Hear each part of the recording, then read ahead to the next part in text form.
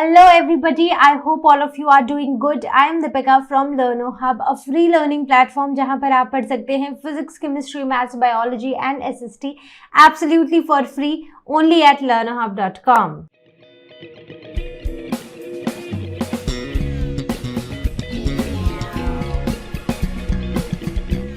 Today we are going to talk about our next chapter and the name of the chapter it aids to health, जिसका मतलब है add का मतलब होता है कोई हेल्प या फिर कोई असिस्टेंस जो हमारी हेल्थ को मिल रही है हमारी बॉडी से। ठीक है, तो हम देखते हैं कि वो कौन कौन सी एड्स हैं हमारी हेल्थ के लिए।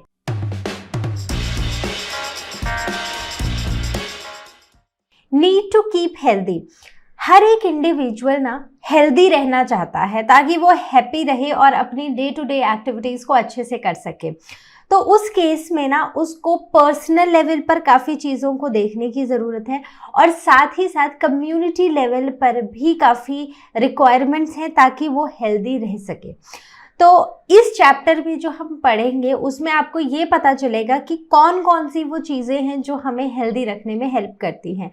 तो सबसे पहली जो है वो है पर्सनल लेवल। तो पर्सनल लेवल पर अपनी बॉडी की सफाई रखना, नहाना, हाथ धोना, ब्रश करना, फिर एक्सरसाइजेस करना, प्रॉपर डाइट लेना और स्लीप लेना, everything comes under the personal level.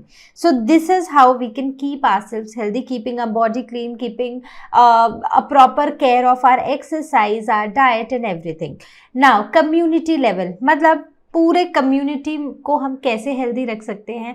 तो उसके लिए ज़रूरत है कि हम अपने आसपास की जगहों को साफ रखें ताकि कोई स्टैग्नेशन ऑफ वाटर ना हो, कोई गार्बेज की अकमलेशन ना हो, हमारी सराउंडिंग्स नीट एंड क्लीन रहें, हेल्दी रहें और जिससे डिजीज़ कॉजिंग जर्म्स या वेक्टर्स प्रोड्यूस ना हो। तो वेक्टर्स अब हमें पता है कौन होते हैं, वो ऑर्गेनिजम्स जो जर्म्स को एक जगह से दूसरी जगह पर ट्रांसफ़र करते हैं। So they are called as vectors.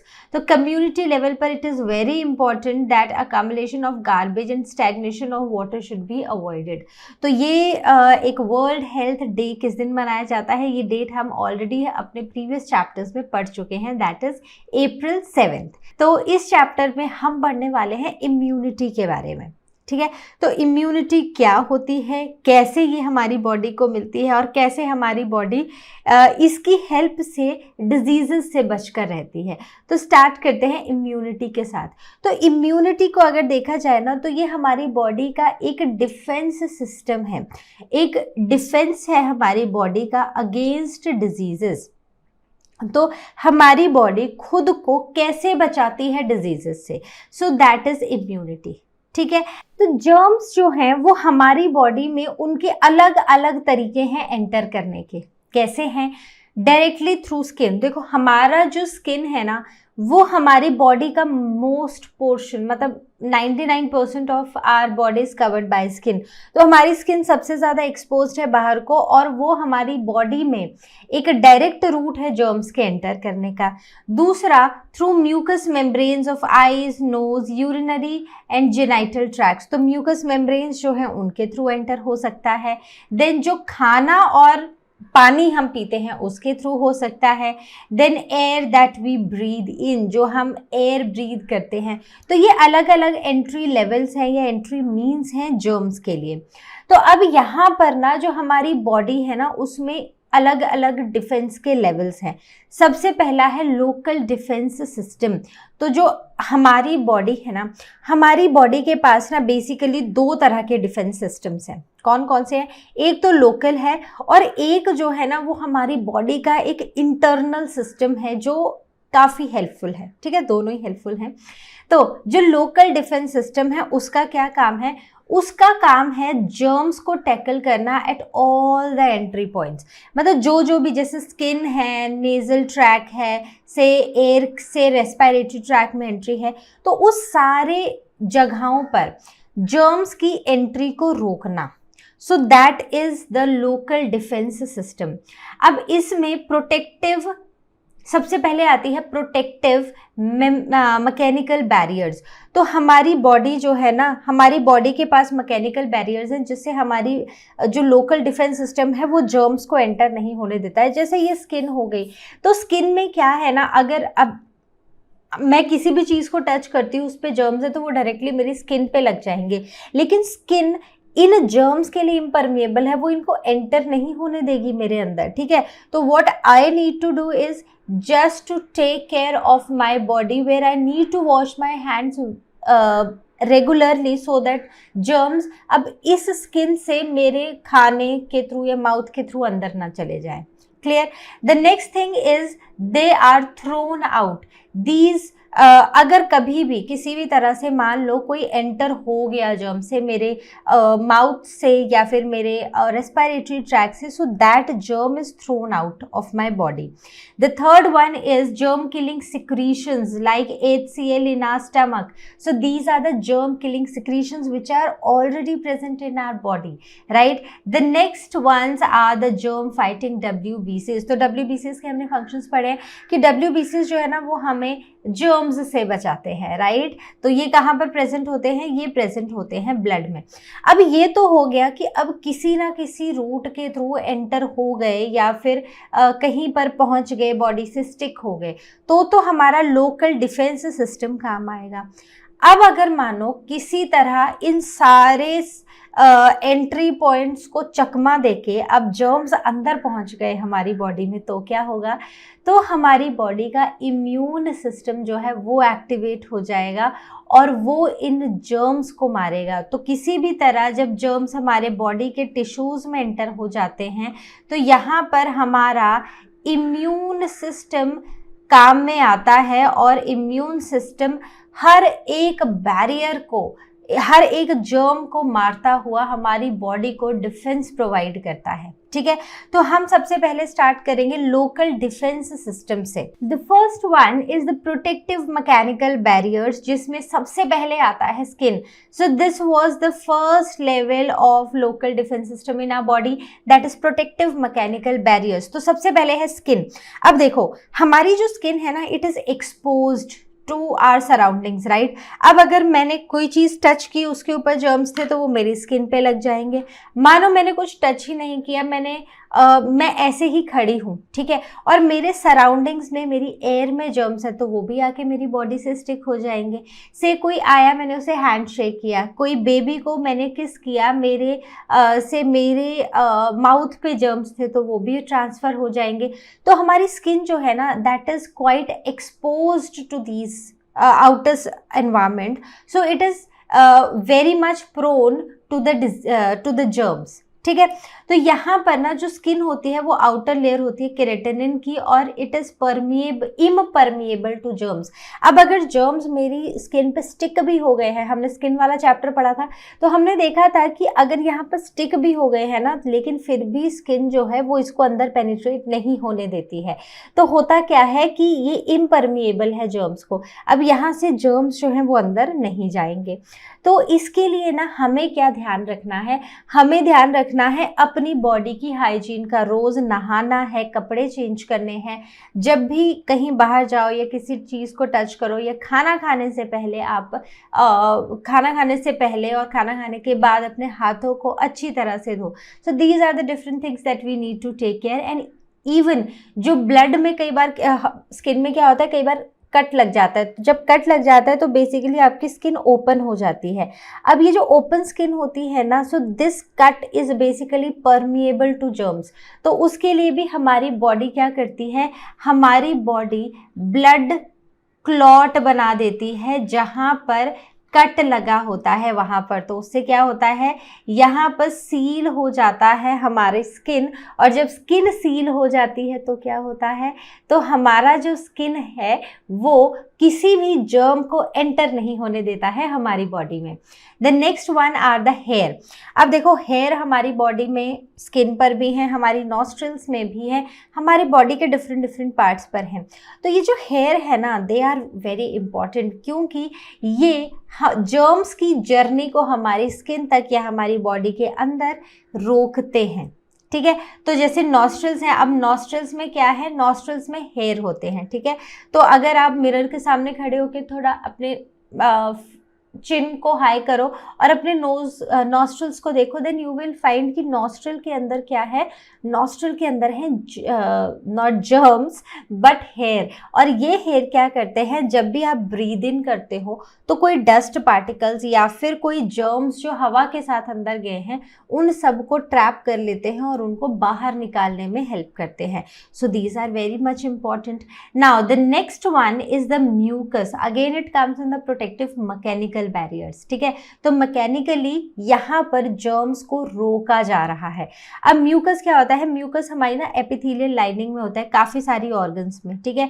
जैसे हमारे नेसल पैसेज में म्यूकस की सिक्रीशंस होती है, विंड पाइप में भी होती है, जो कि ट्रैप करते हैं बैक्टीरिया को। अब जैसे वही बात है कि अगर हम सांस ले रहे हैं और हवा में जर्म्स हैं तो वो जर्म्स एंटर हो जाएंगे हमारे नेजल ट्रैक में। तो हमारे नेजल ट्रैक में जब वो एंटर होंगे ना, तो हमें ये चीज़ ध्यान रखनी पड़ेगी कि वो हमारी बॉडी में एंटर ना हो, ठीक है। मतलब वो डीप इनटू आवर बॉडी ना जाए, टिश्यूज तक ना पहुंचे। तो उसके लिए म्यूकस मेम्ब्रेन जो है इस बैक्टीरिया को ट्रैप कर लेगी और किसी ना किसी तरह से वो बाहर निकाल देगी इन बैक्टीरिया को या फिर जर्म्स को या फिर पैथोजेंस को। तो सीलिया जो होता है विंड पाइप में throws the bacteria that is trapped in the mucus. तो जितना भी बैक्टीरिया हमारे म्यूकस में ट्रैप्ड है, सीलिया उसको बाहर निकाल देता है। Now these were the mechanical barriers. Now thrown out if needed, this is also one of the local defence that we read, right. तो थ्रोन आउट, अगर मान लो कुछ एंटर हो भी गया तो अब क्या होगा कि आप छींकोगे, आप खांसोगे, आप वॉमिट करोगे। तो ये अलग अलग तरह के रिएक्शंस हैं हमारी बॉडी के, जिसमें हमारी बॉडी जो जर्म्स हैं उनको अंदर से बाहर निकालती है। तो कॉफिंग, स्नीजिंग एंड वॉमिटिंग, तो ये जो डायरिया होता है ना, डायरिया जो है ये हमारी बॉडी से जर्म्स को और पैथोजेंस को बाहर निकालता है। So this is the next one. Now the next is the germ killing secretions. तो हमारी बॉडी जो है ना वो एक बॉर्न वॉरियर है, ठीक है। देखो स्किन है, फिर हमारी बॉडी के ये वॉमिटिंग, कॉफिंग, स्नीजिंग रिएक्शंस है, और हमारी बॉडी में ना कुछ ऐसी सिक्रीशंस बनती हैं जो कि इन जर्म्स को अंदर रहने ही नहीं देती हैं, अगर हों भी तो उनको मार देती है। तो जैसे हमने डाइजेस्टिव सिस्टम पढ़ा था, और डाइजेस्टिव सिस्टम में हमने स्टमक के अंदर एक एसिड पढ़ा था, एक सिक्रीशन पड़ी थी गैस्ट्रिक ग्लैंड्स की, दैट इज HCl। तो HCl क्या है, ये कंडीशंस को एसिडिक बना देता है। अब मान लो आपने खाना खाया, उस खाने के साथ ना जर्म्स एंटर हो गए आपकी बॉडी में, तो क्या होगा, जब ये खाना स्टमक में पहुंचेगा तो HCl क्या करेगा, क्योंकि कंडीशंस एसिडिक होंगी तो ये एसिडिक कंडीशंस जर्म्स को मारने में हेल्प करेंगी। So this is how there are secretions which helps in killing the germs. तो इसमें काफ़ी सारे हैं, जैसे सलाइवा, स्वेट, टीयर्स और nasal secretion. So all these secretions they help in killing the germs, right? The next one is hydrochloric acid that we have already discussed.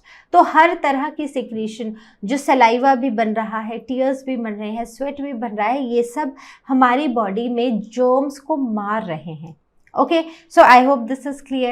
The next one is the germ fighting WBCs, white blood cells और WBCs। तो WBCs कहाँ पर होते हैं, हमारे blood के sales होते हैं, ठीक है। RBCs होते हैं, तो RBCs का तो सब बच्चों को रटा हुआ है, क्या करते हैं RBC, जल्दी से चलो रिकॉल करें। तो RBCs जो होते हैं ना, RBCs का काम में हीमोग्लोबिन होता है, और ये हीमोग्लोबिन जो है वो ऑक्सीजन मॉलिक्यूल्स को बाइंड करता है और इस ऑक्सीजन को पहुंचाता है हमारे वेरियस ऑर्गन्स तक। वहीं पर जब हम WBCs का फंक्शन पढ़ते हैं तो हम बोलते हैं कि ये हमारी बॉडी को डिफेंस देता है, ये हमारी बॉडी में पैथोजेंस को या जर्म्स को मारता है। तो बस आज हम वही देखने वाले हैं कि कैसे मारता है, ठीक है। तो होता क्या है कि हमारी जो कैपिलरीज हैं वहां पर होते हैं WBCs, ठीक है। तो मतलब यहाँ पर वाइट ब्लड सेल्स होते हैं कैपिलरीज में। तो जैसे ही ये सेंस करते हैं ना कि आसपास कहीं पर तो बैक्टीरिया है, तो वो स्क्वीज आउट हो जाते हैं फ्रॉम द कैपिलरी वॉल्स, ठीक है। और वो पहुंच जाते हैं उस बैक्टीरिया की तरफ, तो ये बैक्टीरिया की तरफ अट्रैक्ट होते जाते हैं। तो इस squeezing out of WBCs out of these capillary walls is called diapidsis। ठीक है, अब एक बार ये बाहर निकल गए, अब क्या होगा, अब ये जाएंगे और इस बैक्टीरिया को सराउंड करने लग जाएंगे। तो हमने अमीबा पढ़ा है ना, तो WBCs भी कुछ वैसी ही होती है। तो अमीबा क्या करता है कि वो ऐसे सीडोपोडिया बाहर निकालता है और वो फूड पार्टिकल को एनगल्फ कर लेता है।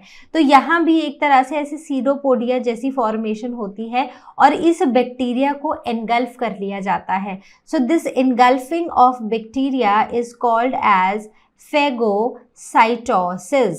ठीक है, तो यहाँ पर फेगोसाइटोसिस हो जाता है बैक्टीरिया का, right. So this is called as the phagocytosis where WBCs fight against the germs, और WBCs जर्म्स को ट्रैप कर लेती हैं। ओके, सो अगर आप नीचे वाली पिक्चर देखो ना, so this picture is taken with the help of electron microscope. तो इलेक्ट्रॉन माइक्रोस्कोप की हेल्प से ये इलेक्ट्रॉन माइक्रोस्कोप की हेल्प से ये इमेज ली गई है, जहां पर ये आपको एक नॉर्मल WBC दिखाया हुआ है। ठीक है, तो एक नॉर्मल WBC को हम कुछ ऐसा ही दिखाएंगे। अब इसने क्या सेंस किया कि आसपास ना कहीं पर तो जर्म कॉजिंग कोई एजेंट है। ठीक है, तो अब इस WBC ने अपनी शेप चेंज कर दी। तो अगर आप ये देखोगे तो ये WBC ने अपनी शेप चेंज कर दी है और इसने एक सीडोपोडिया फॉर्मेशन कर दी है around this particle, around this germ causing particle. और धीरे धीरे धीरे धीरे यहाँ पर क्या हो गया है, यहाँ पर इनगल्फ कर लिया इसने इस पार्टिकल को, इस जर्म कॉजिंग पार्टिकल को। ठीक है, so this is how WBCs helps us to provide the local defence system. Okay, तो ये समझ आ गया। तो एक बार जल्दी से रिकॉल कर ले। तो देखो, जो हमारा लोकल डिफेंस सिस्टम है उसमें आते हैं टीयर्स। तो जब भी आपकी आंख में कुछ एंटर हो जाता है ना, डस्ट हो गया या कुछ भी हो गया, तो आपकी आंखों से पानी निकलना शुरू होता है। जिस पानी में, मतलब जो टीयर्स होते हैं बेसिकली, उनके साथ जर्म्स वॉश आउट हो जाते हैं and other particles from the eyes. The next one is the mucous membrane, और ये म्यूकस मेम्ब्रेन हमारी नोज में, माउथ में, हमारी लंग्स में होती है, और ये क्या करती है, ये ट्रैप कर लेती है जर्म्स को और जर्म्स को बाहर निकालने में हमारी हेल्प करती है। The next one are the WBCs और द वाइट ब्लड सेल, जो हमारी बॉडी में थ्रू आउट आवर बॉडी जो घूम रहे, सर्कुलेट हो रहे होते हैं। So they help in fighting against the germs, they attack the invading germs. The next one is the strong acid in the stomach like, that is HCl। तो ये जितने भी डिजीज कॉजिंग जर्म्स हैं जो एंटर हो गए हैं body में, उनको मारने में हेल्प करते हैं। Then skin act as a barrier that keeps most of the germs. ठीक है, तो ये जो स्किन होता है ना, ये हमारी बॉडी में सबसे बड़ा बैरियर है और क्या करता है, ये हमारी बॉडी से दूर रखता है जर्म्स को। ठीक है, ओके, नाउ हमने लोकल डिफेंस सिस्टम तो पढ़ लिया। लोकल डिफेंस सिस्टम की मेरिट्स क्या है? देखो, ये वो डिफेंस सिस्टम है जो हर किसी को मिला होता है, हर कोई इससे अपनी बॉडी को बचा सकता है। तो पहली चीज़ है कि ये इंस्टेंटली वर्क करता है। मतलब अगर यहाँ पर जर्म आया, ठीक है, हमने हाथ धोए तो जर्म गया। अगर कोई डस्ट पार्टिकल हमारी बॉडी के अंदर एंटर हो गया, हमने स्नीज कॉफ करना शुरू किया और वो बाहर निकल गया, तो बेसिकली यहाँ पर जो एक्शन है ना, दैट एक्शन इज इंस्टेंटेनियस। ठीक है, दूसरा, it is not dependent on previous exposure to infection. तो अगर कोई भी जर्म है जो मेरी स्किन पे आके अटैच हो गया है, तो इसके लिए ना मेरे लोकल डिफेंस सिस्टम को कोई प्रीवियस इन्फेक्शन का कोई नॉलेज की ज़रूरत नहीं है। उसके लिए कोई एक स्पेसिफिक जर्म नहीं है, उसके लिए ये जर्म है जो वो एंटर नहीं होने देगा मेरी बॉडी में। ठीक है, तो उसके लिए it is not dependent on any previous exposure. The next one is it is effective against the wide range of potential infectious agents. तो ये जो बहुत सारे infectious agents हैं उनके लिए ये effective होता है, right? So I hope these are clear to everyone. Now the next one is the terminology for immune system, क्योंकि हम लोकल डिफेंस सिस्टम पढ़ चुके हैं, अब बारी है कि हम इम्यून सिस्टम को इन डिटेल देखें, कैसे हमारा इम्यून सिस्टम वर्क करता है, ताकि आपको और मुझे ये समझ आ सके कि हमें अपनी बॉडी को हेल्दी क्यों रखना है, क्यों बोला जाता है कि इम्यूनिटी को बढ़ाओ, इम्यूनिटी स्ट्रॉन्ग रखो। ठीक है, तो इससे पहले कि हम इम्यून सिस्टम को इन डिटेल देखें, हमें कुछ टर्म्स को समझने की ज़रूरत है, और सबसे पहले है इम्यूनिटी। तो immunity is basically the resistance to the onset of disease after infection by harmful germ. तो कभी भी हमारी बॉडी में कोई हार्मफुल जर्म एंटर हो जाता है तो उससे हमारी बॉडी को रेजिस्टेंस मिलना, ठीक है, मतलब इससे पहले कि कोई डिजीज शुरू हो, हमारी बॉडी उस पर्टिकुलर जर्म के अगेंस्ट रेजिस्टेंस प्रोवाइड कर देती है और डिजीज नहीं होने देती है। So that is called as immunity. ठीक है, नाउ इम्यूनिटी को हम अपनी बॉडी की कैपेसिटी भी बोल सकते हैं, ताकि वो फॉरेन सब्सटेंसेस से डील कर सके।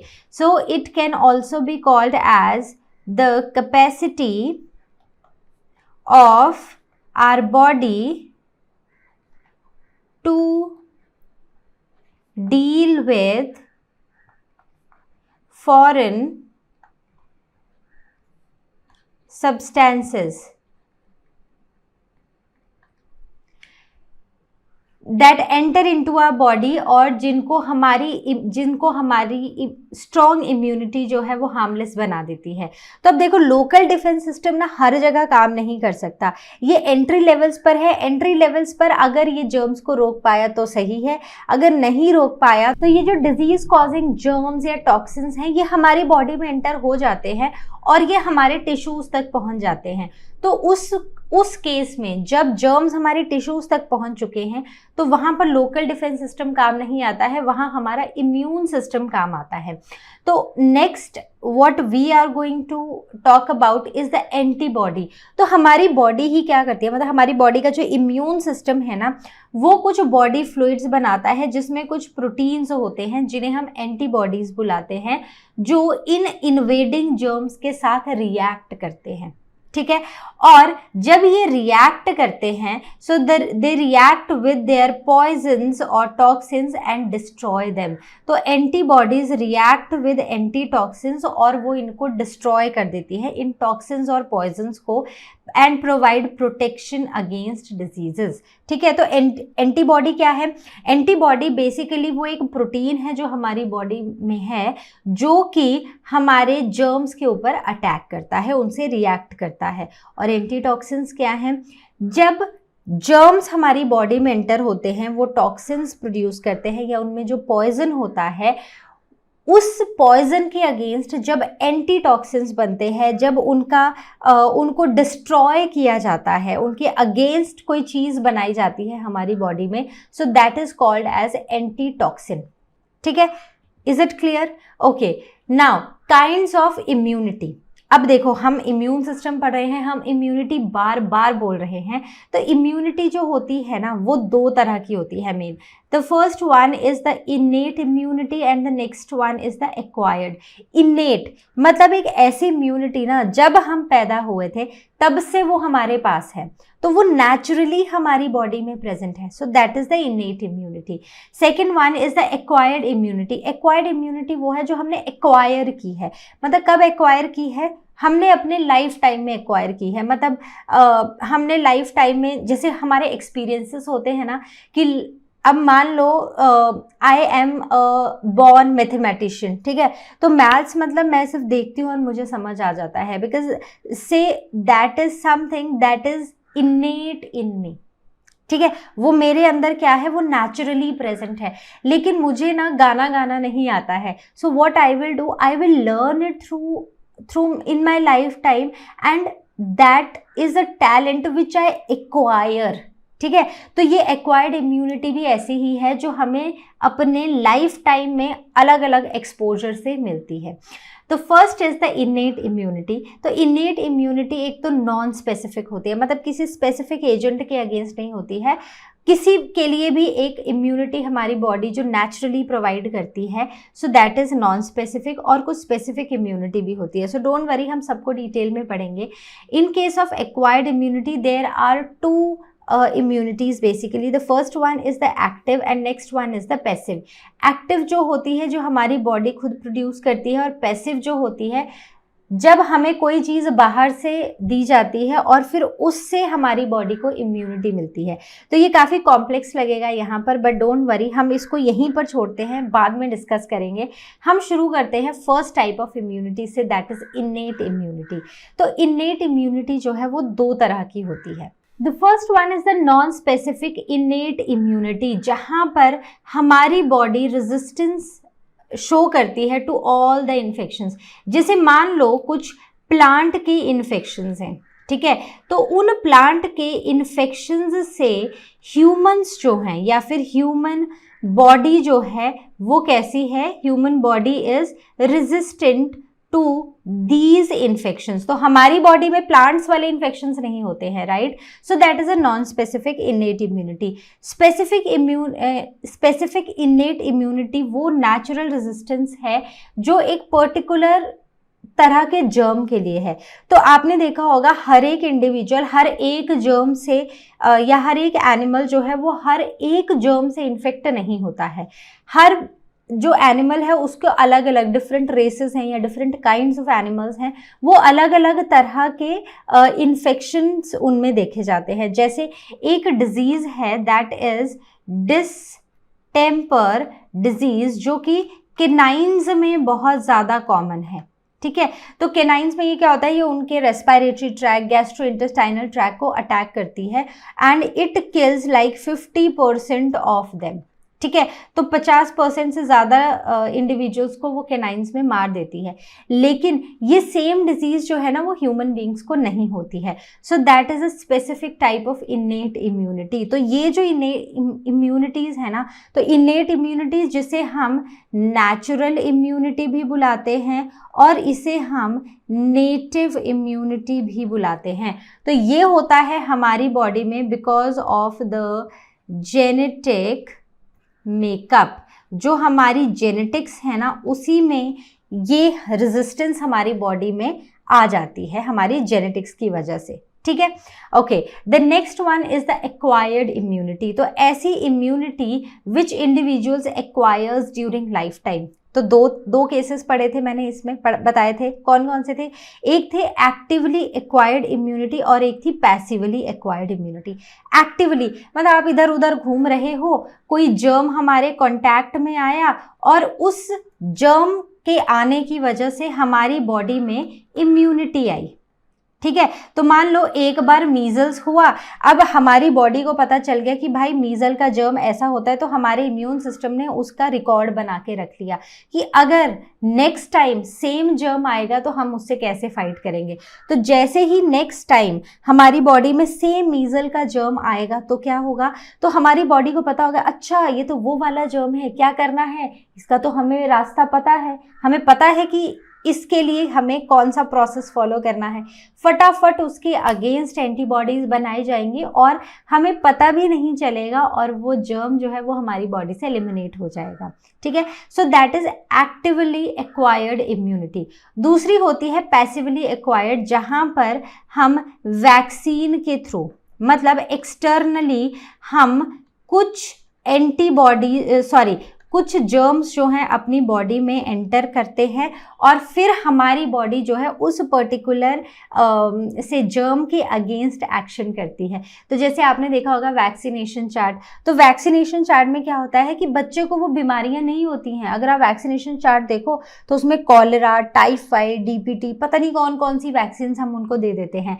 तो इसका मतलब ये नहीं है कि बच्चे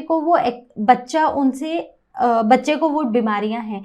इसका मतलब ये है कि इससे पहले कि वो बीमारी बच्चे को हो, बच्चे के लिए वो डेंजरस बने, हमारी बॉडी में उन डिजीजेस के जर्म्स को एंटर करा दिया जाता है और हमारी बॉडी को पता चल जाता है कि भाई ये अलग अलग तरह के जर्म्स हैं और ये इनका एक्सपोजर अब लाइफ टाइम में कभी भी हो सकता है। तो एक बार अगर हमारी बॉडी में वो एंटर हो गए, हमारे इम्यून सिस्टम ने उनको पहचान लिया, तो अब अगर इन फ्यूचर कभी भी एक्सपोजर होगा तो हमारा इम्यून सिस्टम एक्टिवली वर्क करेगा और उन सारे के सारे जर्म्स को ख़त्म कर देगा। तो क्या समझ आया आपको एक्टिव और पैसिव में डिफरेंस? तो एक्टिव में जब हमारी बॉडी खुद से ही जर्म्स के कांटेक्ट में आ रही है, और पैसिव में हमारी बॉडी को हम इंजेक्ट कर रहे हैं जर्म्स, ताकि हमारा इम्यून सिस्टम उनको पहचान सके, उनके ऊपर एक्ट कर सके, और इन फ्यूचर एक्सपोजर हमारा इम्यून सिस्टम जो है वो हमारी बॉडी को प्रोटेक्शन दे सके। ठीक है, तो ये बात समझ आ गई सबको। तो एक्टिवली एक्वायर्ड इम्यूनिटी में हमारी बॉडी को प्रीवियस कोई इन्फेक्शन हुआ होता है, एक्सपोजर हुआ होता है बेसिकली एक किसी जर्म से या पैथोजन से, और उसके अगेंस्ट हमारी बॉडी रेजिस्टेंस प्रोवाइड करती है। तो एक्टिवली एक्वायर्ड इम्यूनिटी भी नेचुरली एक्वायर्ड हो सकती है या फिर आर्टिफिशियली एक्वायर्ड हो सकती है। तो कोई भी resistance to a disease which an individual acquires in his lifetime, that is actively acquired immunity। ठीक है, अब इस केस में क्या होता है कि दो तरीके हैं, एक है नेचुरल तरीका और एक है आर्टिफिशियल तरीका। तो नेचुरल होता क्या है, दोनों ही केसेस में हमारे लिम्फोसाइट्स जो है वो एक्शन में आते हैं। ये जो लिम्फोसाइट्स हैं ये क्या करते हैं, ये प्रोड्यूस करते हैं एंटीबॉडीज। क्या प्रोड्यूस करते हैं? एंटीबॉडीज। ठीक है, जो हमारे ब्लड में फ्रीली सर्कुलेट करती हैं।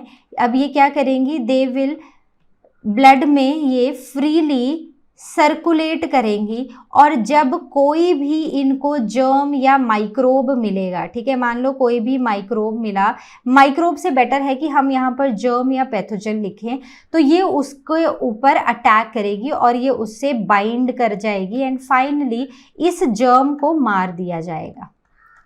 ठीक है, दूसरा क्या है, दूसरा यहाँ पर हमारी बॉडी में होते हैं किलर सेल्स, और किलर सेल्स के ऊपर ना कुछ रिसेप्टर्स होते हैं। ये रिसेप्टर्स वो स्पेसिफिक रिसेप्टर्स होते हैं से जो हमारे डिजीज कॉजिंग ऑर्गेनिज्म पे होते हैं। तो जो हमारे एंटीजन्स होते हैं, ठीक है, ये जो डिजीज कॉजिंग जर्म्स या पैथोजन्स होते हैं इन्हें हम एंटीजन्स भी बुलाते हैं। तो इनके ऊपर क्या होते हैं, इनके ऊपर स्पेसिफिक रिसेप्टर्स होते हैं इन फॉरेन एंटीजन्स के लिए। तो जब ये घूम रहे होते हैं ना इधर उधर, और जैसे ही इनको ये एंटीजन मिलता है जिसका रिसेप्टर मैच कर रहा होता है, तो ये जो किलर सेल्स हैं ये आके इस एंटीजन को डिस्ट्रॉय कर देते हैं। So these are the different ways in which actively acquired immunity provides us the resistance. और ये जो एक्टिवली एक्वायर्ड इम्यूनिटी होती है ना, दिस इज लॉन्ग लास्टिंग। ठीक है, ये हमारी बॉडी में काफ़ी लंबे टाइम तक रहती है। और दूसरा एक और बहुत इम्पॉर्टेंट पॉइंट है यहाँ पर मेमोरी। तो एक बार हमारी बॉडी को इन पैथोजेंस का इंटरेक्शन हो गया हमारी बॉडी के साथ, अब हमारा इम्यून सिस्टम जो है इनको याद रख लेगा। ठीक है, तो हमारा इम्यून सिस्टम क्या करेगा कि अच्छा नेक्स्ट टाइम अगर ये पैथोजन आता है ना, अच्छा ये तो वही था जिसमें ऐसा ऐसा हुआ था और इसके लिए मैंने ऐसे ऐसे दवाई बनाई थी, ऐसे ऐसे एंटीबॉडीज़ बनाई थी। तो हमारा इम्यून सिस्टम उनको पहचान लेगा, उनको याद रखा होगा, पहचान लेगा और उनके अगेंस्ट एक्ट करना शुरू कर देगा। So that is the memory. So our immune system has this you can say a very good feature of memory. तो वो याद रख लेता है चीज़ों को। तो उसके लिए हमें क्या करना है, हमें हेल्दी डाइट लेनी है ताकि हमारा इम्यून सिस्टम हेल्दी रहे, हमारे इम्यून सिस्टम की याददाश्त जो है ना वो अच्छी रहे, और हमारे पास कोई भी जर्म हमारी बॉडी में एंटर हो तो हमारा इम्यून सिस्टम उसको पहचान ले और उसको ख़त्म कर दे, और हमें पता भी नहीं चलेगा कि कोई इन्फेक्शन आया था और हमारी बॉडी उससे लड़ी थी। ठीक है, so that is actively acquired immunity. The next one is the passively acquired immunity। तो ये वो इम्यूनिटी होती है जो इंडिविजुअल को बाहर से दी जाती है in form of readymade antibodies. ठीक है, तो अगेन यहाँ भी नेचुरली एक्वायर्ड इम्यूनिटी होती है और आर्टिफिशियली एक्वायर्ड इम्यूनिटी होती है। ना naturally acquired immunity, passive immunity, तो इसमें क्या होता है कि इसका एक एग्जाम्पल है मदर्स की एंटीबॉडीज़ जो हैं वो प्लेसेंटा के थ्रू फीटस में एंटर हो जाती हैं। तो यहाँ पर नेचुरली ये ट्रांसफ़र हो गया एंटीबॉडीज़ का। दूसरा जो ट्रांसफ़र है एंटीबॉडीज़ का वो होता है when we artificially give the antibodies. तो हम क्या करते हैं, हम रेडीमेड एंटीबॉडीज़ इंजेक्शंस के थ्रू किसी इंडिविजुअल में डाल देते हैं। ठीक है, तो यहाँ पर रेडीमेड एंटीबॉडीज को डाला जाता है। अब यहाँ पर क्या हुआ, मान लो एक इंसान है जिसको स्नेक ने बाइट किया। अब स्नेक जो है ना, it is like very poisonous, ठीक है, तो हमारी बॉडी में ना इसके अगेंस्ट कोई नेचुरली कुछ एंटीबॉडीज नहीं बन रही हैं, तो इसकी एंटीबॉडीज ना प्रायर इन एडवांस बनाई जाती हैं और वो स्टोर करके रखी जाती हैं कि जब ज़रूरत हो तो वो यूज़ होगा। तो इसमें क्या होता है कि हॉर्स में ना, जो हॉर्स की नेक होती है ना, वहाँ पर वेन ढूंढी जाती है और उस वेन में स्नेक का वेनम जो है वो इंजेक्ट किया जाता है, ठीक है। So that is true, right. So I have seen this process in कहाँ पर, CRI कसौली में, दैट इज इन हिमाचल, ठीक है। तो CRI कसौली में इवन हैफकिंस इंस्टीट्यूट है बॉम्बे में, वहाँ पर भी ये एंटी वेनिन बनाया जाता है। क्या बोलते हैं इसको, एंटी वेनिन। तो हॉर्स की जो नेक है उसमें वेन में स्नेक का वेनम डाला जाता है और अब उसको कुछ टाइम के लिए रहने दिया जाता है। आफ्टर 21 डेज उस वेन से सीरम को, मतलब उस वेन से ब्लड को निकाला जाता है जिससे सीरम को अलग किया जाता है और फाइनली अब उसकी बॉडी में क्या होता है, हॉर्स की बॉडी में रिएक्शन नहीं होता है, बट उसकी बॉडी क्या करती है, एंटीबॉडीज बना देती है। तो जब ये सीरम हम बाहर निकालते हैं तो हमें इस सीरम में मिल जाती हैं एंटीबॉडीज, जिन एंटीबॉडीज को हम प्रिजर्व करके रख लेते हैं। अब फ्यूचर में अगर कभी कोई इंसान जिसको स्नेक बाइट कर गया है तो उसको ये सीरम जो है, ये एंटीबॉडीज रिच सीरम जो है वो दिया जाता है, जिससे उसकी बॉडी में मतलब आर्टिफिशियली ये प्रोटेक्शन दी जाती है और उस इंसान को स्नेक बाइट से बचाया जाता है। So this is how artificially acquired passive immunity is given. तो मतलब पैसिवली देनी है इम्यूनिटी, नेचुरली नहीं है हमारे अंदर, और हम इसको बाहर से दे रहे हैं। रेडीमेड फॉर्म में ये एंटीबॉडीज को हम क्या कर रहे हैं, ट्रांसफर कर रहे हैं, ठीक है। तो अब देखते हैं difference between the active and the passive immunity. तो यहाँ पर हम काफ़ी सिंपल वर्ड्स में डिस्कस कर रहे थे, तो एक बार देखते हैं कि दोनों में डिफरेंस क्या है। तो एक्टिव इम्यूनिटी वो होती है जो इंसान की बॉडी खुद प्रोड्यूस करती है। पैसिव इम्यूनिटी वो होती है जो इंसान बाहर से रिसीव करता है। जैसे हमने इस केस में देखा तो क्या हुआ, या तो मदर से फीटस में एंटीबॉडीज आ रही हैं, फीटस खुद तो नहीं बना रहा है ना, और दूसरा हम इंजेक्शन के थ्रू एंटीबॉडीज जो हैं वो किसी भी इंडिविजुअल में डाल रहे हैं। सो दैट इज, मतलब यहाँ पर पैसिव में हम वैक्सीनेशन का जिक्र कर सकते हैं, ठीक है। तो vaccination is basically a passive immunity that is given to an individual. Now active immunity is induced by infection और कॉन्टैक्ट विद द इम्यूनोजेंस। तो बेसिकली एंटीजन या फिर पैथोजेंस के साथ जब इंटरैक्शन होता है किसी भी बॉडी का, सो that is the active immunity. Passive immunity is provided by readymade antibodies. तो जो जितनी भी रेडीमेड एंटीबॉडीज होती है ना, वो पैसिव इम्यूनिटी प्रोवाइड करती हैं। The next is active immunity is effective and it is long lasting. तो ये लॉन्ग लास्टिंग प्रोटेक्शन देती है, मतलब ये वो इम्यूनिटी है जो हमारी बॉडी में पहले से प्रेजेंट है, तो ये हमारी बॉडी को ज़्यादा टाइम तक ये हमारी बॉडी के साथ रहती है और ये हमारी बॉडी को प्रोटेक्शन देती है। वहीं पर पैसिव इम्यूनिटी थोड़ी as compare to active it is less effective और ये टेम्परेरी होती है। तो होता है ना कि कई दवाइयाँ होती हैं जिनका मतलब कई वैक्सीनेशन होती हैं जिन्हें बार बार एक्सपोज या फिर जिन्हें बार बार इंजेक्ट करना पड़ता है एक ह्यूमन की बॉडी में, ताकि बॉडी को ना वो इन्फेक्शन या फिर वो इंटरैक्शन विद द पैथोजन याद रहे। तो इसीलिए पैसिव इम्यूनिटी टेम्परेरी होती है। The next is immunity effective only after a certain time gap. तो इम्यूनिटी जो होती है ना, वो इमीडिएटली इफेक्टिव नहीं होती है, उसको बॉडी को प्रोटेक्शन देने में थोड़ा सा टाइम लगता है। वहीं पर पैसिव इम्यूनिटी जो है वो इमीडिएटली अपना इफेक्ट दिखाती है। Correct. So these are the difference between the active and the passive immunity, जिसे हम नेचुरल और आर्टिफिशियल इम्यूनिटी भी बुला सकते हैं। Okay, so I hope this is clear. All right, तो अब हम बढ़ते हैं नेक्स्ट टर्म पे, दैट इज एंटीबॉडीज। तो एंटीबॉडीज क्या होती है हम ऑलरेडी पढ़ चुके हैं। ये कुछ ऐसे स्पेसिफिक केमिकल्स हैं या फिर ये कुछ स्पेसिफिक प्रोटीन्स हैं जो हमारे ब्लड में होते हैं और वो एक्ट करते हैं अगेंस्ट जर्म्स और उनकी सिक्रीशंस। ठीक है। तो हमारे ब्लड में और एंटीबॉडीज कैसी होती हैं, कुछ ऐसे वाई शेप्ड स्ट्रक्चर्स जो हैं वो हमें देखने को मिलते हैं। जब आप बड़ी क्लासेस में जाओगे तो आप पढ़ोगे, तो ऐसे कुछ वाई शेप्ड स्ट्रक्चर्स होते हैं जिन्हें हम बुलाते हैं एंटीबॉडीज, जो हमारी बॉडी को प्रोटेक्शन देती हैं अगेंस्ट जर्म्स और सम सिक्रीशंस। ठीक है। Now the characteristics of antibodies. तो एंटीबॉडीज जो होती हैं वो होते हैं proteins which belongs to a class immunoglobulins. ठीक है। सो रिमेंबर दिस वर्ड, क्योंकि एंटीबॉडीज जो होती है ना वो हम अलग अलग तरह की पढ़ते हैं, जैसे IgA, IgG, IgE, ऐसे अलग अलग तरह की एंटीबॉडीज हम पढ़ते हैं। So all of them they belong to class immunoglobulins. Next, the antibodies which are produced antibodies produced by a type of specialized lymphocytes on the exposure of antigens। तो हमारी बॉडी में जो एंटीबॉडीज है ना वो बनती हैं कुछ लिम्फोसाइट से।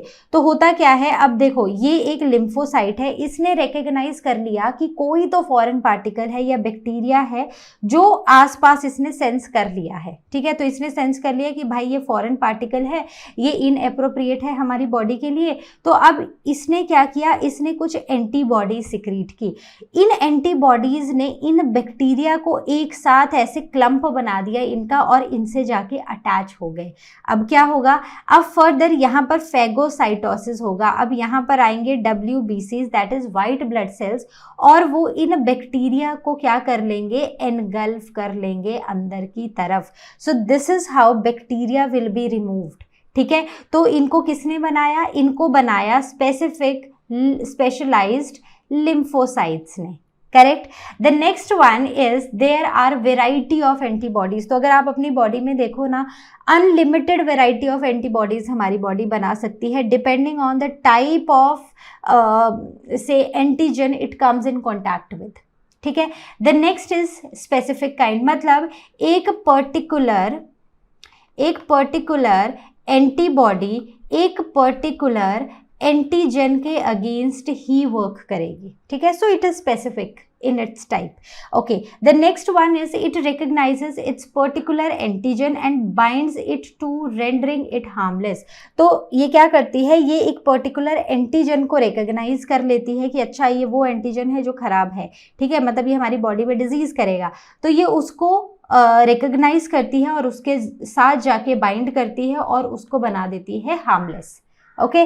The next is some antibodies are present from very birth. मतलब कुछ एंटीबॉडीज ऐसी होती है जो बर्थ से ही प्रेजेंट होती हैं, और ये एंटीबॉडीज मान लो कि सारे बैरियर्स क्रॉस करके कोई पर्टिकुलर पैथोजन हमारे टिश्यूज में भी पहुंच गया तो भी हमें वो पर्टिकुलर डिजीज नहीं होगी, क्योंकि जो एंटीबॉडीज हैं वो बर्थ से हैं and this is a long lasting immunity.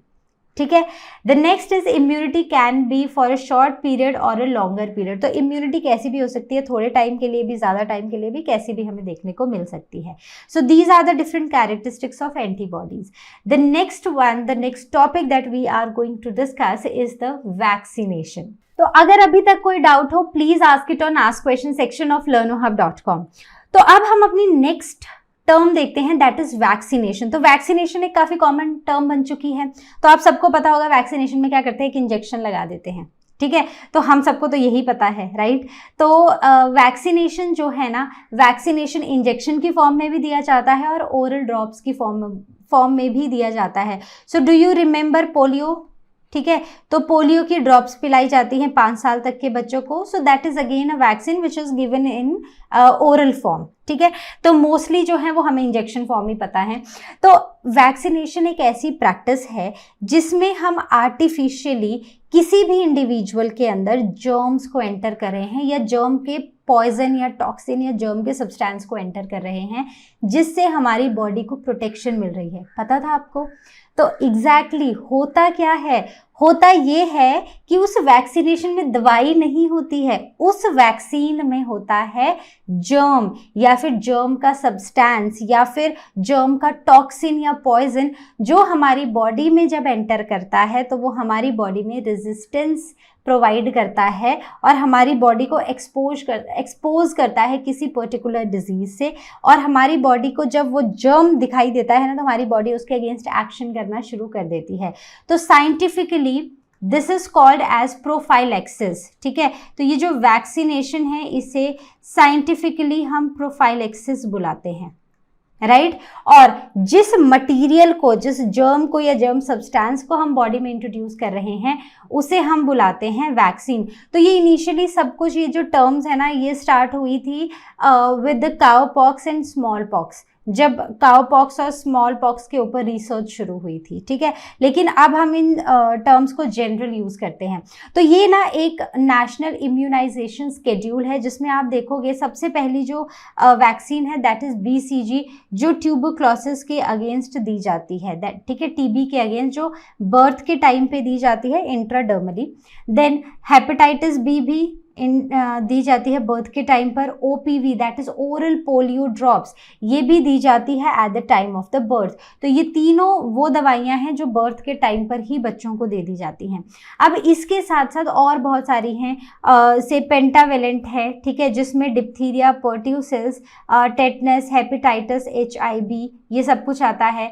Then polio की ड्रॉप्स तो जाती ही हैं, साथ में इंजेक्शंस भी होते हैं, that is it is called as IPV, ठीक है। Then rotavirus, pneumococcal virus, then measles. तो ये डिफरेंट वैक्सीन्स हैं जो थ्रू आउट मतलब से एटलीस्ट 2 साल तक तो बच्चों को रेगुलरली ये वैक्सीन्स दी जाती हैं, ठीक है। इनके बूस्टर डोजेस भी दिए जाते हैं। तो कुछ आपकी बुक में है जो आप पढ़ लेना, याद रख लेना।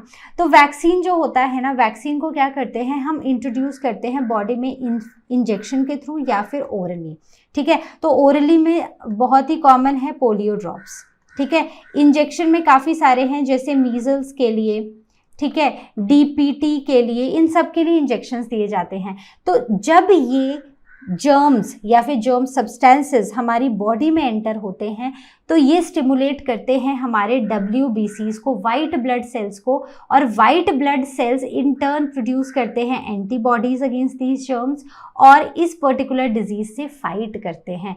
सो this is how, this is the basically the principle of vaccination, ठीक है। इसलिए वैक्सीन दी जाती है कि इससे पहले कहीं और से एक्सपोजर आए, आप वीक हो चुके हो, इससे पहले ही अपनी बॉडी को बता दो कि भाई ये एक ऐसा जर्म आ सकता है, तो इसको भाई याद रख लो, और जब भी कभी एक्सपोजर हो ऐसे जर्म से तो उससे हमारी बॉडी को बचा लो। तो अब ये जो वैक्सीन्स है ना, ये 4 कैटेगरीज में होती हैं। सबसे पहली जो वैक्सीन है that is a killed germ vaccine. तो उसमें क्या होता है ना कि कोई भी जर्म है, डिजीज कॉजिंग जर्म है, उसको हम मार देते हैं, ठीक है। वो एक डेड जर्म को हम इंट्रोड्यूस करते हैं बॉडी में और उससे हमारी बॉडी को रेजिस्टेंस मिलती है। For example TAB vaccine for typhoid and Salk vaccine for polio are the examples. So it is very important for you to remember the examples. ठीक है।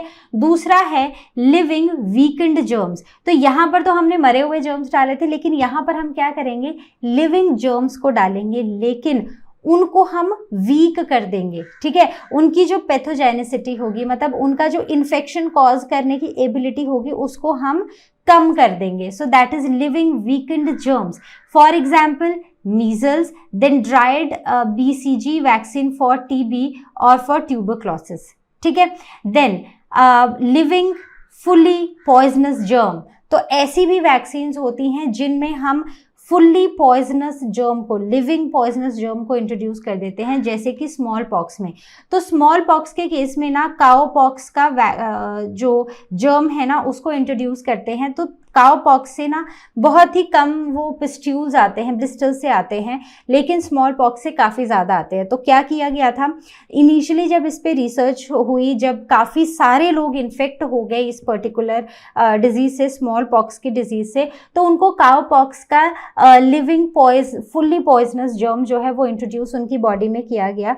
जब वो इंट्रोड्यूस किया गया तो उनको बीमारी हुई, लेकिन बहुत ही कम, मतलब जो बहुत ज़्यादा नहीं थी, बहुत ही कम लेवल पर हुई। और जब उनको धीरे धीरे ये देखा गया, जब उन पे स्टडी की गई तो ये पता चला कि जो इंसान काउपॉक्स से इन्फेक्ट होता है उसके अंदर एंटीबॉडीज बन जाती हैं।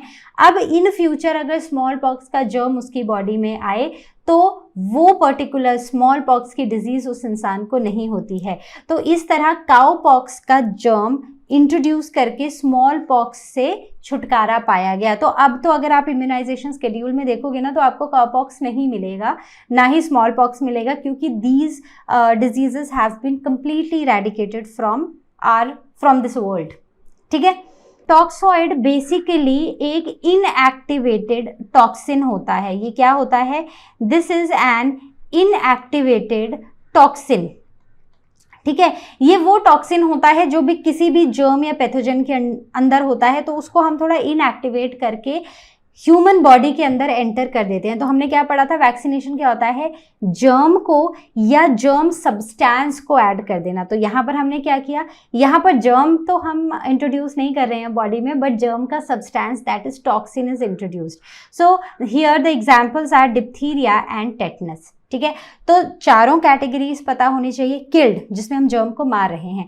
Then second is living weakened germ, तो लिविंग है लेकिन वीक कर दिया है।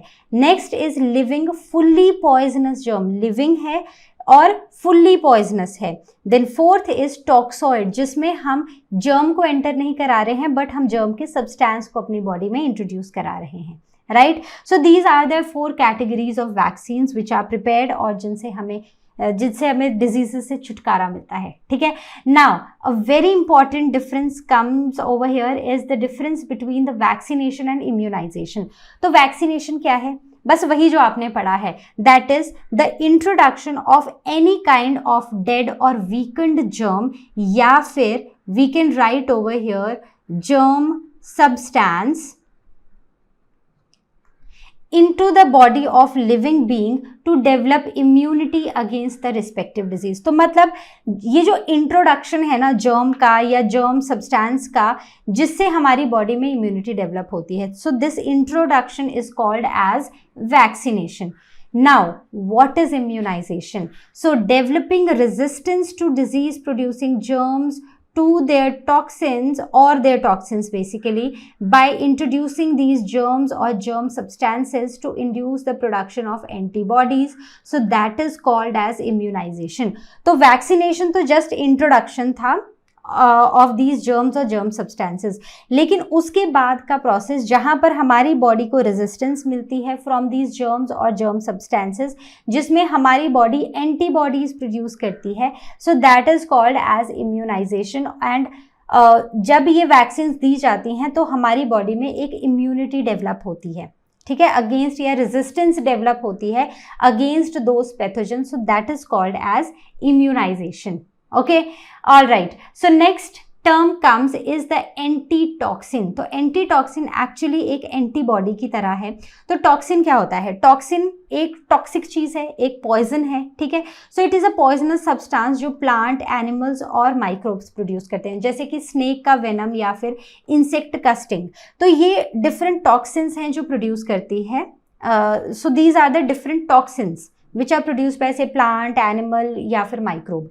दूसरा आता है एंटीटॉक्सिन। तो वो सब्सटेंस जो हमारी बॉडी के अंदर प्रोड्यूस होते हैं in response to these foreign poisonous substances, so they are called as antitoxins. जैसे कि एंटी वेनिन, तो हमने डिस्कस किया था ना कि कैसे हॉर्स के अंदर इंट्रोड्यूस कर दिया जाता है स्नेक का वेनम और फिर उसको 21 डेज के लिए रहने दिया जाता है उसकी बॉडी में, और विद इन 21 डेज हॉर्स की बॉडी में एंटी बॉडीज प्रोड्यूस हो जाती हैं और जिसे हम एंटी वेनिन बुलाते हैं। तो इसको 21 डेज के बाद एक्सट्रैक्ट किया जाता है सीरम को हॉर्स की वेन से, and finally this is processed and it is called as anti venin. अब जब भी कोई इंसान अगर किसी को स्नेक बाइट करता है तो अब उसको ये एंटी वेनिन दिया जाता है so as to protect him और हर फ्रॉम डाइंग बेसिकली। ठीक है। सो ये Haffkine's institute of Bombay and CRI Kasauli में ये सारे एक्सपेरिमेंट्स और ये सारे एंटी वेनिन्स बनाए जाते हैं। So I hope these 2 terms are clear to everyone. Now we will move to our next term that is antiseptic. Antiseptic antiseptic एक माइल्ड केमिकल सब्सटेंस है जिसे हम अपनी बॉडी पर लगा सकते हैं टू किल द जर्म्स। तो कई बार क्या होता है ना कि कट लग जाता है बॉडी में, फिर बोलते हैं ना कि फटाफट से डिटॉल सेवलॉन लेकर आओ और उससे कॉटन से उसको अपनी स्किन पर लगाओ जहां पर कट लगा है, so that the germs they die and they do not enter through that wound. ठीक है, तो ये रीज़न होता है कि वो जो आप चिल्लाते हो ना कि मम्मी नहीं बड़ी दर्द हो रही है, बड़ी दर्द हो रही है, मत लगाओ मत लगाओ, तो basically the reason, the logic behind using that Dettol और Savlon is because it is an antiseptic.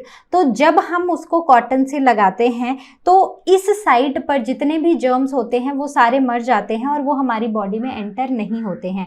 So it is very important to apply a mild antiseptic when you get a cut or a wound, जब भी आप इंजर हो जाते हो basically. So these are the mild chemical substances applied on the body which kills germs, और इनका कोई harm नहीं है हमारी बॉडी पर। तो जो कमर्शियल नाम होते हैं ना, अगर मान लो आपसे एग्जाम में पूछा गया name different antiseptics, so never write Savlon और Dettol, but there are some these are the commercial names basically। तो इसके एग्जाम्पल्स हैं Lysol, carbolic acid, then iodine, benzoic acid, mercurochrome, then boric acid. So these are the different antiseptics. ठीक है, the next is the disinfectant. तो देखो antiseptic था, ये disinfectant है। ये कैसा है, ये थोड़े स्ट्रॉन्ग केमिकल्स हैं जो हम उन जगहों पे अप्लाई करते हैं ना which are exposed to germs, जैसे हमारा फ्लोर होता है, जैसे हमारे वॉशरूम्स होते हैं, जैसे हमारे से वो नॉब्स होती हैं वॉशरूम में, जो डोर की नॉब होती है। So these are the areas which are very much exposed. ठीक है, तो नॉब्स पे तो हम यूजुअली नहीं लगाते हैं, लेकिन फ्लोर पे, वॉशरूम्स में वी यूज़ दीज डिसइंफेक्टेंट्स जहाँ पर बहुत ज़्यादा जर्म्स रहते हैं। So they thrive there and they multiply. तो इसके जो एग्जांपल्स हैं they are cresol, phenol, Lysol, 40% formalin, lime, Bordeaux mixture and DDT। So these are the different disinfectants which are present around us and which are used to disinfect the our surroundings basically. तो कुछ ऐसे physical disinfectants भी होते हैं जैसे बहुत तेज heat, ठीक है, strong heat and boiling, they are the physical disinfectants जो कि जर्म्स को किल करते हैं। वो क्या करते हैं, वो जर्म्स को किल करते हैं। प्रिकॉशंस क्या हैं यहाँ पर कि ये जो डिसइंफेक्टेंट्स हैं ना, ये काफ़ी ज़्यादा स्ट्रॉन्ग होते हैं और इनका contact with the human skin should be avoided, क्योंकि ये ह्यूमन स्किन को भी बर्न कर सकते हैं और हमारी स्किन को डैमेज कर सकते हैं। And we all know how important is skin, है ना, क्योंकि अगर स्किन नहीं होगी तो हर जर्म ऐसे ही अंदर जाता रहेगा and we will be prone to infections. ठीक है, so this is the primary defence, the local defence system that is present in our body. कोई भी चीज में कहीं पर भी डाउट हो, please ask it on ask question section. Now the antibiotics. तो एंटीबायोटिक्स क्या होती हैं? एंटीबायोटिक्स कुछ ऐसे केमिकल सब्सटेंसेस होते हैं जो बैक्टीरिया बनाते हैं अगेंस्ट अनदर बैक्टीरिया। मतलब कुछ ऐसे केमिकल सब्सटेंसेस जो कुछ माइक्रोब्स बनाते हैं और वो दूसरे माइक्रोब्स की ग्रोथ को इनहिबिट करते हैं, मतलब दूसरे माइक्रोब्स को ग्रो नहीं करने देते हैं। So they are the antibiotics. तो एंटीबायोटिक, जो first antibiotic that is produced was penicillin. तो हुआ क्या कि एलेक्जेंडर फ्लेमिंग जो है वो लंदन में एक लेबोरेटरी में काम कर रहे थे। तो वो ग्रो कर रहे थे एक बैक्टीरिया को, स्टेफाइलोकोकस को। तो वो ग्रो कर रहे थे स्टेफाइलोकोकस को। तो उन्होंने देखा कि उस पेट्री डिश में जहां पर उन्होंने बैक्टीरिया को वो ग्रो कर रहे हैं, वहां पर ना पास में ही कुछ फंगल ग्रोथ होने लग गई। ठीक है, तो इस फंगल ग्रोथ से क्या हुआ कि जो बैक्टीरिया वो ग्रो कर रहे थे ना, वो मरने लग गया। मतलब एक पर्टिकुलर एरिया तक वो जो बैक्टीरिया था ना, वो खत्म होने लग गया, मरने लग गया। तो उन्होंने सोचा कि कुछ तो ऐसी चीज है जो ये फंगस बना रहा है, ये मोल्ड बना रहा है, जिससे कि बैक्टीरिया मर जा रहा है। तो उन्होंने देखा कि ये जो मोल्ड ग्रो कर रहा है, दिस इज पेनिसिलिन। तो उन्होंने देखा कि ये काफ़ी इफेक्टिव रेमेडी लग रही है, ये एनिमल्स में, ह्यूमंस में बैक्टीरियल इन्फेक्शन से हमें बचा सकती है। तो उन्होंने इस particular substance which is produced by this mould was given the name penicillin. तो उन्होंने इस ये जो प्रिपरेशन थी उसको नाम दे दिया पेनिसिलिन। तो उसके बाद इन्होंने लेबोरेटरी में रिसर्च किया तो इन्होंने देखा कि yes, the secretion which is produced by this mould was very effective in eliminating the bacterial infection. तो इस तरह से डेवलपमेंट हुआ हमारी फर्स्ट एंटीबायोटिक का। तो इसको पहले तो पेनिसिलिन ही बुलाया गया, लेकिन इन फ्यूचर इसे नाम दिया गया एंटीबायोटिक्स। और अगर हम आज देखें ये जो टर्म एंटीबायोटिक है ना, so this term antibiotic, it is given by Salman Waxman in 1942। तो ये सारे एक्सपेरिमेंट्स 1929 में हो रहे थे और फाइनली इनको एंटीबायोटिक बुलाया गया 1942 में। तो कई बार उस टाइम पर, पुराने टाइम पर पेनिसिलिन प्लस सल्फा ड्रग्स का यूज किया जाता था एक साथ टू एलिमिनेट सम इन्फेक्शंस, और इसे बुलाया जाता था पेंटी डी सल्फ। ठीक है, तो इस तरह एंटीबायोटिक्स की खोज हुई एक तरह से। इस तरह हमें पता चला कि कुछ एंटीबायोटिक्स या कुछ केमिकल सब्सटेंसेस माइक्रोब्स खुद प्रोड्यूस करते हैं जो दूसरे माइक्रोब्स को खत्म करते हैं। So this was how antibiotics were produced. Now what are the different sources? तो अगर हम सोर्सेज की बात करें तो अलग अलग सोर्सेज हैं। जैसे पेनिसिलिन हमें मिला था पेनिसिलियम नोटाटम से, बाद में इसको इस पर्टिकुलर वैक्सीन को या इस पर्टिकुलर केमिकल सब्सटेंस को बनाया गया यूजिंग पेनिसिलिन नोटाटम, और अब सिंथेटिकली इसको लेबोरेटरी में इन सबको बनाया जाता है। और आज बहुत सारे ऐसे एंटीबायोटिक्स हैं विच आर नोन, जो मार्केट में अवेलेबल है अगेंस्ट डिफरेंट डिजीजेस। ठीक है, अगेंस्ट डिफरेंट बैक्टीरियल इन्फेक्शंस। तो अब हम देखेंगे यूजेस ऑफ एंटीबायोटिक्स। तो एंटीबायोटिक्स जो हैं, एक तो वो इन्फेक्शन से फाइट करते हैं, हमें इन्फेक्शन से बचाते हैं। दूसरा, ये प्रिजर्वेटिव्स भी एक्ट करते हैं फॉर फिश, फॉर मीट। ठीक है, so these act as preservatives as well. Then they are also given in the animal feed, ताकि हम एनिमल्स को भी इन्फेक्शन से बचा सकें। Then they also help in controlling the plant pathogens. तो ये किसी ना किसी तरह हमारे प्लांट्स, एनिमल्स और ह्यूमंस को इन्फेक्शन से ही बचा रहे हैं। Okay, the last topic that we are going to talk about is sulfonamide group of medicine. तो ये सल्फा मेडिसिन होती हैं बेसिकली। तो पुराने टाइम पर ना बहुत सारी ड्रग्स के ऊपर रिसर्च किए जा रहे थे, अलग अलग ड्रग्स, मेडिसिन बनाई जा रही थी ताकि हम डिजीजेस का क्योर ढूंढ सकें। तो उसी टाइम पर काफ़ी सारे ड्रग्स, काफ़ी सारे केमिकल्स का यूज़ किया गया। इवन जो कैंसर ट्रीटमेंट है उसमें भी केमिकल्स का यूज़ किया गया, जिसे कीमोथेरेपी बुलाया जाता है, ताकि हम डिजीजेस से छुटकारा पा सकें। तो ऐसे करते करते ना बहुत सारे सब्सटेंसेस का, बहुत सारे केमिकल्स का यूज़ किया गया। तो इसमें 1910 में एक ड्रग का यूज़ किया गया था, दैट वाज सैल्वर्सन ड्रग। ठीक है, तो ये दिस वॉज बेसिकली यहाँ पर किल्ड जर्म्स का यूज़ किया गया था, जो सिफिलिस और स्लीपिंग सिकनेस के केस में ना बहुत ज़्यादा इफेक्टिव थे। लेकिन ना धीरे धीरे देखा गया कि ये काफ़ी पॉइजनस होते जा रहे हैं उन पेशेंट्स के लिए, तो इसलिए इसका यूज़ यहीं पर डिसकंटिन्यू कर दिया गया। फिर 1930 में सल्फोनामाइड ड्रग्स का यूज़ किया गया, जो काफ़ी इफ़ेक्टिव प्रूव हुई अगेंस्ट द बैक्टीरियल इन्फेक्शंस। तो इसमें सल्फाडाइजीन और सल्फानिलामाइड का यूज़ किया गया और इनको सिंथेटिकली प्रिपेयर किया गया, इसीलिए ये सिंथेटिक ड्रग्स कहलाए गए। ये क्या करते थे? They use to interfere with the metabolism of bacteria, और इस तरह ये बैक्टीरिया को मार देते थे।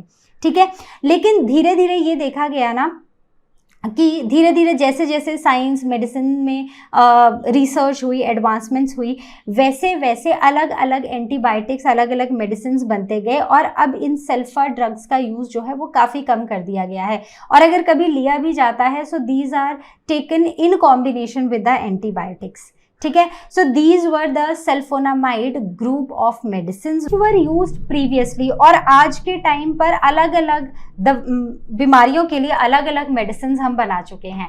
सो this is how we have developed in the aids to health. ठीक है, so I hope everything is clear to you. कोई भी डाउट हो please ask it on ask question section.